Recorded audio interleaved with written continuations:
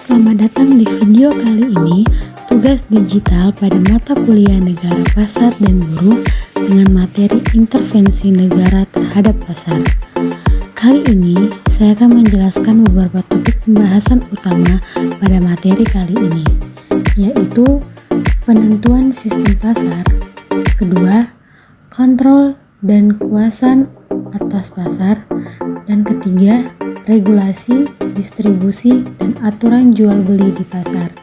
Sebelum saya menjelaskan ketiga topik pembahasan kali ini, saya akan menjelaskan mengenai apa itu intervensi negara terhadap pasar, atau yang sering disebut sebagai intervensi pemerintah atau government intervention, merujuk pada tindakan disengaja oleh pemerintah untuk mempengaruhi alokasi sumber daya dan mekanisme pasar.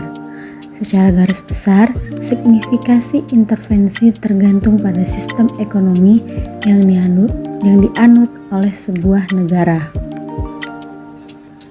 Intervensi pemerintah diperlukan dalam perekonomian untuk mengurangi dari kegagalan pasar atau market failure seperti kekakuan harga, monopoli, dan dampak negatif kegiatan usaha swasta, contohnya pencemaran lingkungan. Bentuk dari peran pemerintah dengan melakukan intervensi baik secara langsung maupun tidak langsung dalam penentuan harga pasar untuk melindungi konsumen atau produser melalui kebijakan penetapan harga minimum atau floor price dan kebijakan penetapan harga maksimum atau ceiling price. Pada kedua bagian intervensi ada dua bagian, yaitu ada intervensi pemerintah secara langsung dan intervensi pemerintah secara tidak langsung. Intervensi pemerintah secara langsung terbagi menjadi dua, yaitu pertama penetapan harga minimum atau floor price, yang kedua ada penetapan harga maksimum atau ceiling price. Intervensi pemerintah secara tidak langsung terbagi menjadi tiga, yaitu penetapan pajak, yaitu kebijakan penetapan pajak dilakukan oleh pemerintah dengan cara mengenakan pajak yang berbeda-beda untuk berbagai komoditas. Yang kedua, ada pemberian subsidi yang biasanya diberikan pemerintah kepada perusahaan-perusahaan penghasil barang kebutuhan pokok. Subsidi juga diberikan kepada perusahaan yang baru berkembang untuk menekan biaya produksi supaya mampu bersaing terhadap produk-produk impor. Yang ketiga, ada masalah kemiskinan. Kemiskinan merupakan suatu keadaan ketidakmampuan yang bersifat ekonomi atau ekonomi lemah, jadi di mana seseorang tidak dapat memenuhi kebutuhan pokok atau kebutuhan primer karena pendapatannya yang rendah. Kita akan masuk pada pembahasan yang pertama, yaitu penentuan sistem pasar. Segmentasi pasar adalah suatu strategi untuk mengenali target konsumen lebih dalam sehingga bisnis pun bisa dijalani dengan langkah tepat. Sistem pasar atau segmentasi pasar. Sistem pasar membuat perusahaan dapat mengetahui target konsumen mana yang tepat untuk bisnisnya. Dengan demikian, bisnis diharapkan bisa memberikan hasil secara optimal dan memiliki efektivitas pemasaran yang tinggi. Menurut Bright and Farrell, segmentasi pasar adalah sistem pembagian pasar menjadi sejumlah konsumen potensial dan target, khususnya untuk jenis pelanggan dengan kebutuhan serta karakteristik yang sama. Sistem pada perekonomian pasar memiliki beberapa macam, yaitu sistem ekonomi pasar tradisional, sistem ekonomi pasar liberal atau bebas, sistem ekonomi pasar komando atau terpusat, dan sistem ekonomi pasar campuran. Saya akan menjelaskan 4 sistem ekonomi pasar. Yang pertama ada sistem ekonomi pasar tradisional, sistem ekonomi yang diterapkan oleh masyarakat tradisional secara turun-temurun dengan hanya mengendalikan alam dan tenaga kerja, atau bisa kita katakan sebagai barter.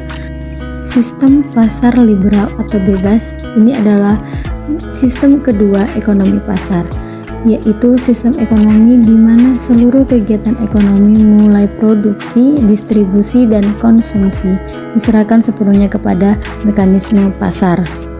Yang ketiga ada sistem ekonomi komando atau terpusat. Sistem ini di mana peran pemerintah sangat dominan dan berpengaruh dalam mengendalikan perekonomian. Yang keempat, yang terakhir, ada sistem ekonomi campuran. Sistem ekonomi pasar dan terpusat di mana pemerintah dan swasta saling berinteraksi dalam memecahkan masalah ekonomi. Sistem ekonomi campuran saat ini menjadi sistem ekonomi Indonesia atau bisa dikatakan menjadi sistem ekonomi Pancasila. Bagian kedua yaitu ada kontrol dan kuasaan atas pasar. Beberapa peraturan yang bertujuan untuk mendorong aktivitas bisnis, mengontrol aktivitas bisnis dan menghindari hasil yang tidak diinginkan atau eksternalitas negatif.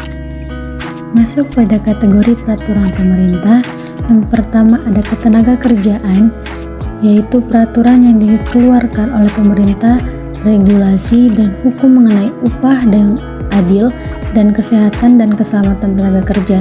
Yang kedua ada lingkungan, pemerintah membuat suatu peraturan mengenai adanya standar keselamatan lingkungan, pengelolaan limbah, dan bagaimana cara agar lingkungan sekitar operasi pada perusahaan dapat dilakukan dengan baik. Yang ketiga ada perlindungan konsumen, yaitu fokus pemerintah untuk melindungi konsumen dari praktik tidak adil yang berkaitan dengan produk. Dan yang terakhir ada keempat, yaitu persaingan. Pemerintah berkepentingan untuk mempromosikan persaingan yang sehat dan adil tanpa adanya suatu keributan. Lalu ada kontrol harga. Kontrol harga adalah suatu bentuk intervensi pemerintah dalam perekonomian di mana sebuah badan pemerintah menggunakan kewenangan pembuatan hukum untuk mengatur harga dalam transaksi swasta. Ada dua bentuk kontrol harga, yang pertama ada plafon harga dan harga dasar. Plafon harga adanya pembatasan harga maksimum untuk barang dan jasa, sedangkan harga dasar yaitu harga minimum yang dapat dikenakan untuk suatu produk atau layanan. Pada harga dasar yaitu ada tujuan adanya harga dasar untuk melindungi pemasukan harga dan jasa. Contohnya salah satunya adalah bila pemerintah menetapkan upah minimum tenaga kerja 15.000 per hari, maka majikan harus membayar tenaga kerja paling sedikit 15.000 per harinya. Lalu yang kedua ada plafon harga, yang dimana di Indonesia yang paling terkenal misalnya penetapan harga patokan setempat atau HPS untuk semen. Tujuan penetapan harga tertinggi umumnya adalah agar harga produksi dapat terjangkau oleh konsumen yang daya belinya kurang.